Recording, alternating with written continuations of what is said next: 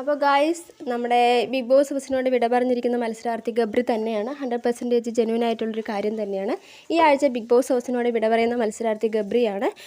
ഗബ്രി നല്ലൊരു മത്സരാർത്ഥിയാണ്, നന്നായിട്ട് സംസാരിക്കാനറിയാം, നല്ല ഗെയിമൊക്കെ കളിക്കുന്ന ആളാണ്. പക്ഷേ നമുക്ക് പ്രേക്ഷക പിന്തുണ എടുത്ത് നോക്കുന്ന സമയത്ത് ഏറ്റവും കുറവ് വോട്ട് ഗബ്രിക്കാണ്. ഈ ആഴ്ച വോട്ടിങ്ങിൻ്റെ അടിസ്ഥാനത്തിൽ തന്നെയാണ് പുറത്താക്കിയിരിക്കുന്നത്. അപ്പോൾ ഗബ്രി ബിഗ് ബോസ് ഹൗസിനോട് പൂർണ്ണമായിട്ടും വിട പറഞ്ഞിരിക്കുകയാണ്. ഗബ്രിയുടെ ഈ ഒരു പുറത്താകൽ ജാസ്മിനെ ഏറ്റവും കൂടുതൽ ബാധിച്ചിട്ടുണ്ട്. ജാസ്മിൻ കരഞ്ഞ് നിലവിളിക്കലൊക്കെ ഉണ്ട്. അത് താങ്ങാൻ പറ്റാത്തൊരു കാര്യമായിട്ടൊക്കെ ജാസ്മിൻ കാണിക്കുന്നുണ്ട്.